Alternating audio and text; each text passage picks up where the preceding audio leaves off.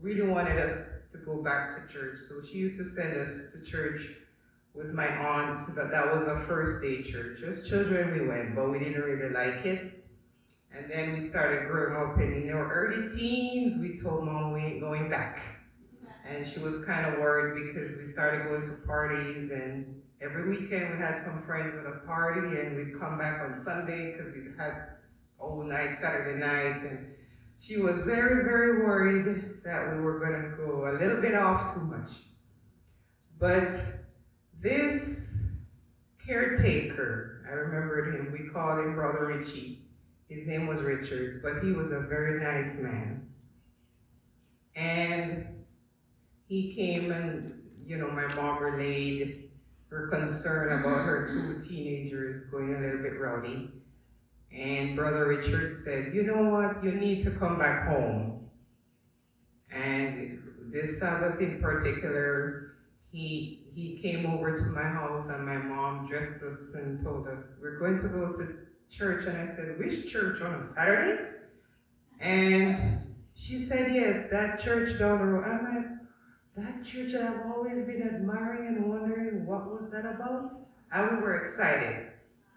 And the first Sabbath we went into that church, till this day, that's my home church. I got baptized in that church. We all got baptized in that church. And that was how my journey started. But, you're a teenager and everything, so you're still, But as we grow spiritually and stuff, the walk with Christ has been good. I brought in a couple of my cousins and their sisters, and we try to, we're not perfect, but God is working with us every day. And daily I pray, Lord, in this community that I am, let me be an example to someone.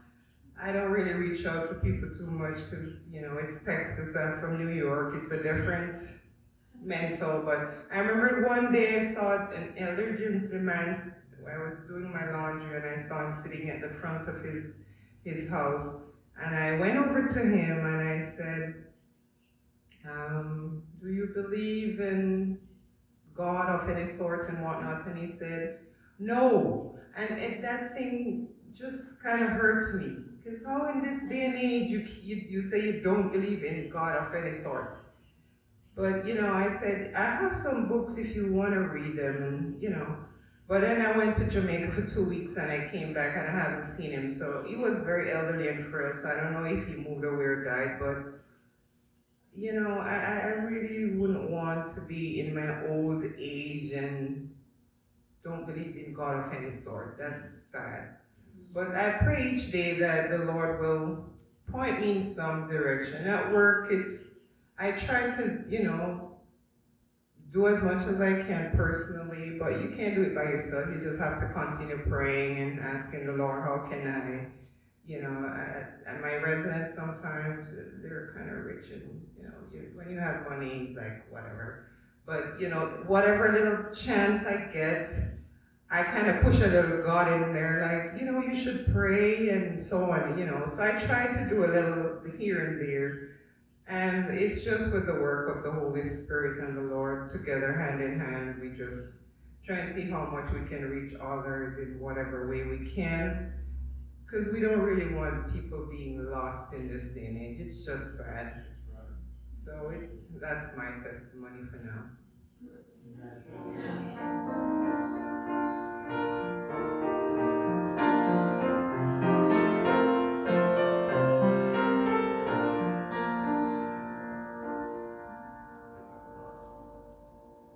That's verse 73.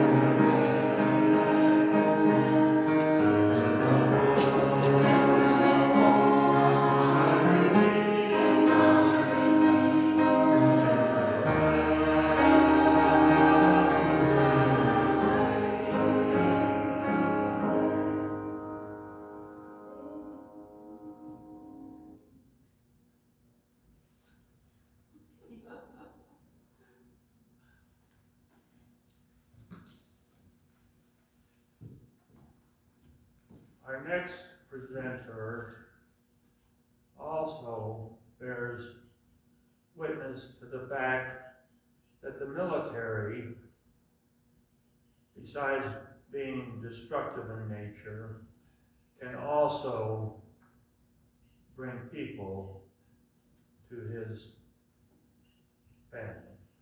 And it's Bill Heinrich will give his testimony now.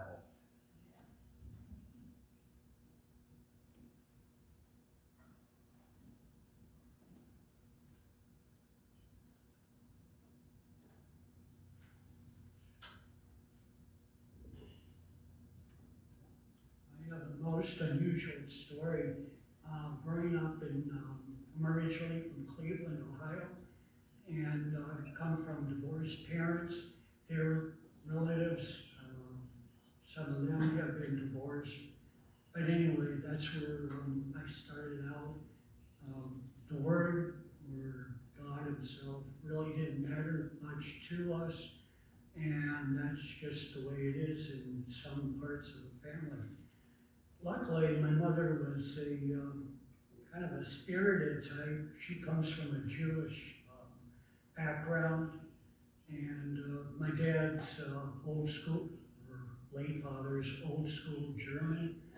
So you can imagine, the conflict. And between my sister, Charlotte, from another marriage, was like my stepsister. We grew up there. Some of New York, but luckily, Mom was a den mother in the part of the Cub Scouts. So these are some of the activities I grew up with. I've been in the Cub Scouts, the Boy Scouts. Naturally, Mom being the den mother, I was chosen to carry the big flag, and I'm only about this tall or so it was pretty cool. I was part of the Civil Air Patrol, which is the U.S. Air Force. By the time I was in the 60s, when I was in high school, I was part of the junior ROTC, Reserve Officer Training Corps. I was on the rifle team. And then, of course, later in the 1960s, what else? Vietnam. And I sure wasn't going to get drafted. And, well, there's a whole political thing about that. So I volunteered in the Air Force, and I wanted to naturally go over to Nam, which I did. And went to Lackland here in Texas, went to Denver, Colorado for my advanced AIT training, and then I got my permanent duty station outside of Phoenix.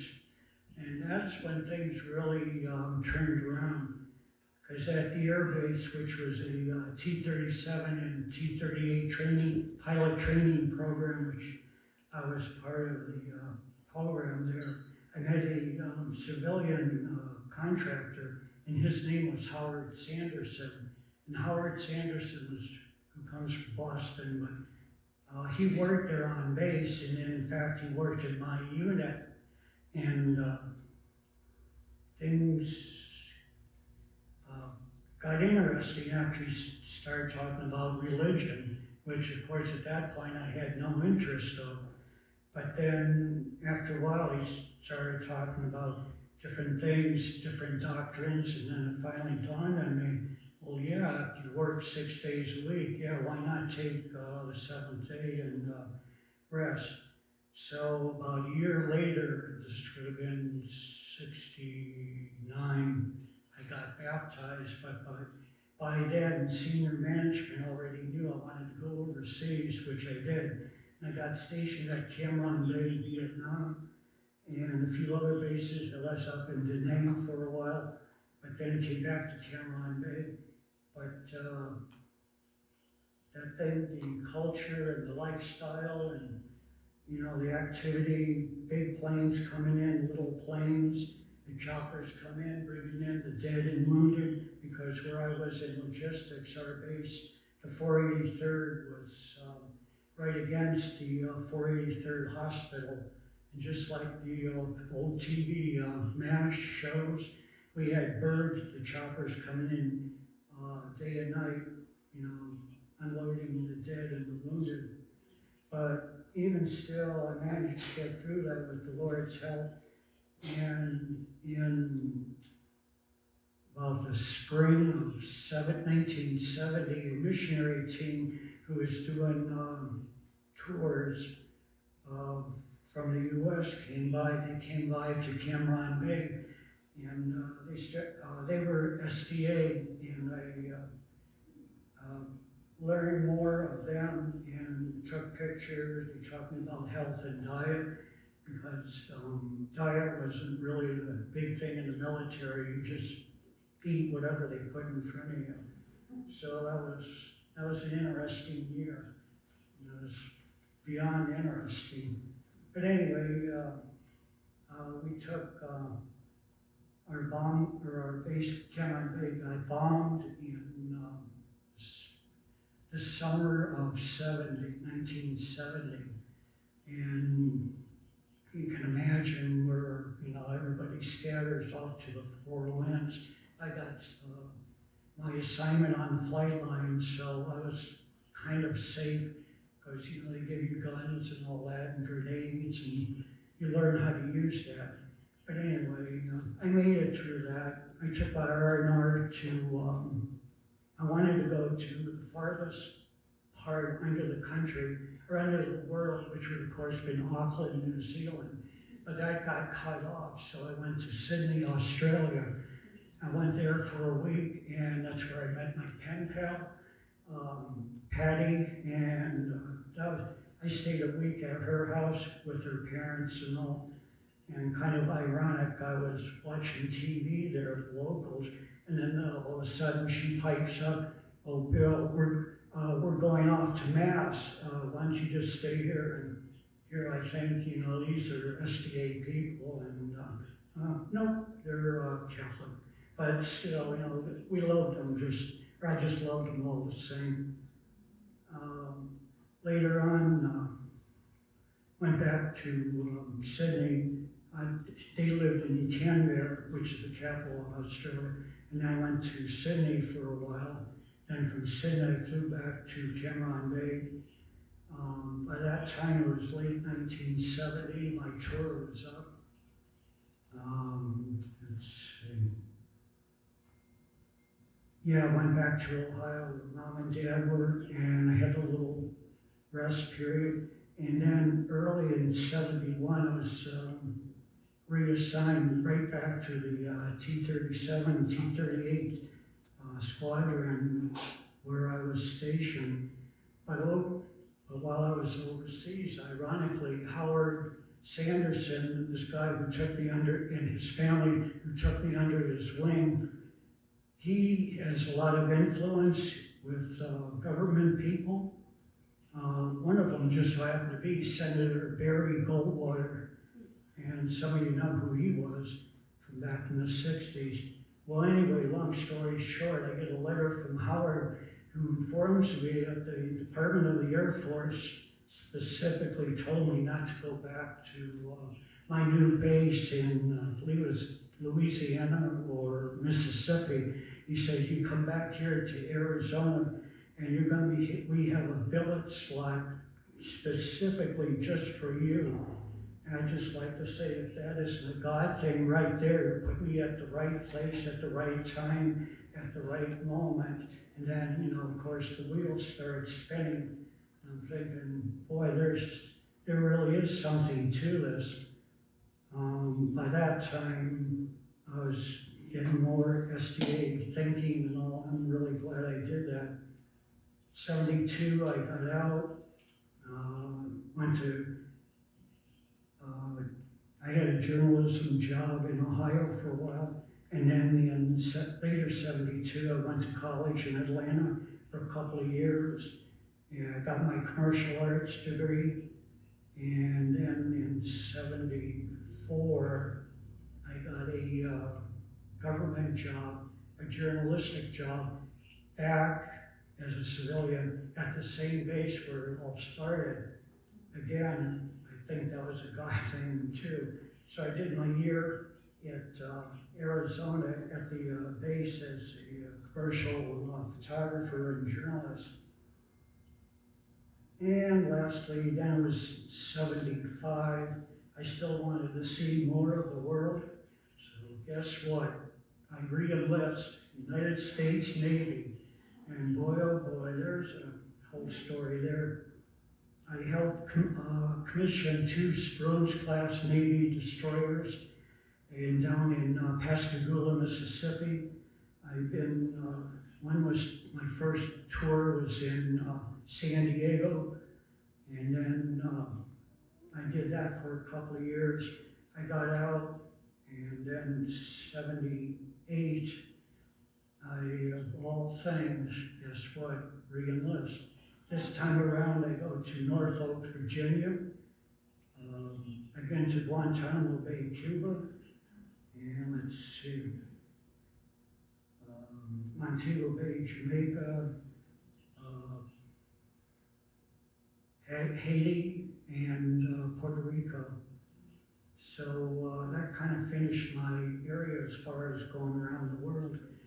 And I've been up and through Seattle. I've been to British Columbia, Halifax. Oh, and as far as in the Navy, I've gone in 6 weeks' time. I've gone as far north as Halifax, Nova Scotia, to the northern top of South America. In some parts of it, 40 to 50 foot waves or sea squalls. And believe you me, as a teenager or as a 20-year-old, when that 9,000 ton ship goes down, the whole quarter of the front bow goes down, you pray to God a lot. I mean, believe, oh yeah. By this time, it was 1980. I had enough. I had got about 12, 13 years in the military, and I said, I'm done. And of course, by that time I joined Adventist Contact. I started getting referrals and all. And since I'm originally from Ohio, one of them really peaked close, and it was from Chicago, Illinois. And there's this place called Hinsdale, Illinois. And some of you know there's a hospital there. Well, this person named Leanne Atkins started writing, and of course we started writing more and more. We made phone calls and all. And we got married October 1st, 1983. And then I met her family, I met all of her crazy friends from Hinsdale, which even 45 years later, we're close friends now. We lived 5 years in Phoenix. That was the first go around. I went to trade school to learn motorcycle mechanics. We got transferred to Detroit, Michigan. We spent some time there. In the meantime, Leanne sends out a resume, and of all places, Kalamazoo, Michigan, which isn't far from Andrews University, we land there, and she does. Leanne did nearly 27, 28 years of work there, and she retired. And then after that, Texas called, and the rest is history. So that's my story.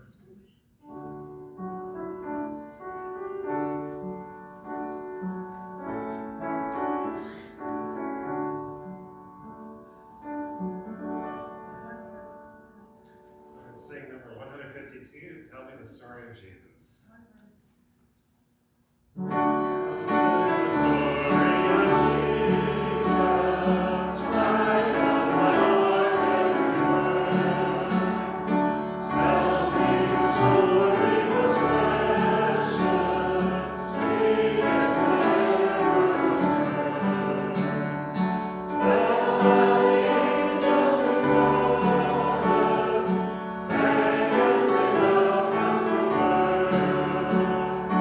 Glory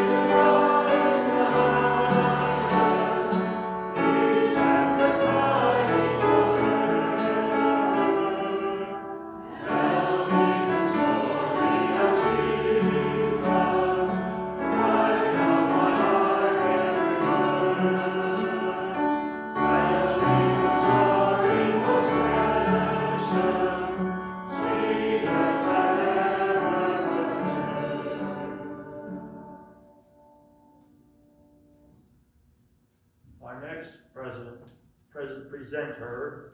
It's going to be one of the sweetest ladies in our congregation, Martha. Need help?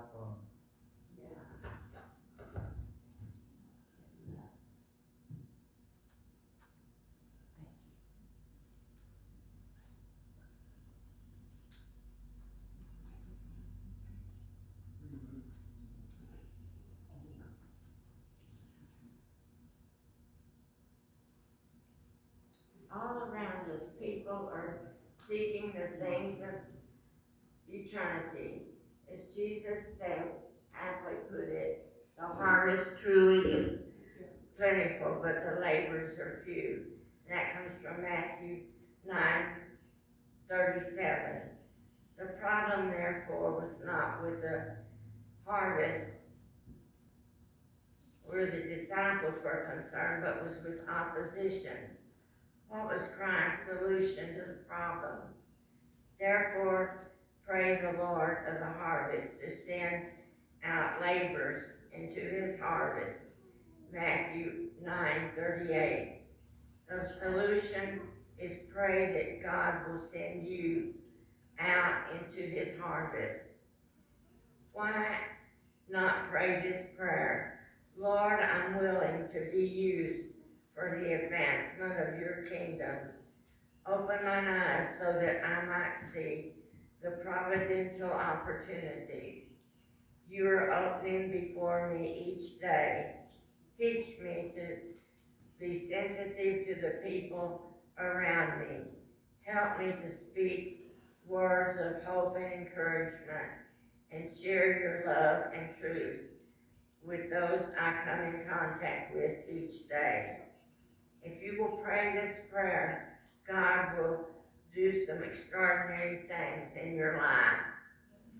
And I decided that I love my family dearly, and I had several great nieces and nephews that are young men and women now, and I have a cousin that's like a sister. And so I decided that I would get them this Bible. It's the Prophecy Study Edition, and it's from Amazing Facts. So I saved up my money, and I bought them all this Bible. And my cousin and I have started on the lessons. There's 27 Bible studies in this Bible. And so far, I've been able to study with my cousin on the existence of the devil and on the state of the dead. And she's accepted both of these. And so I want your prayers for her that she will be accepting the Adventist Seventh-day Sabbath. I intend to present that to her real soon. And she's a dedicated Baptist, but I pray that you will help her to understand the Sabbath.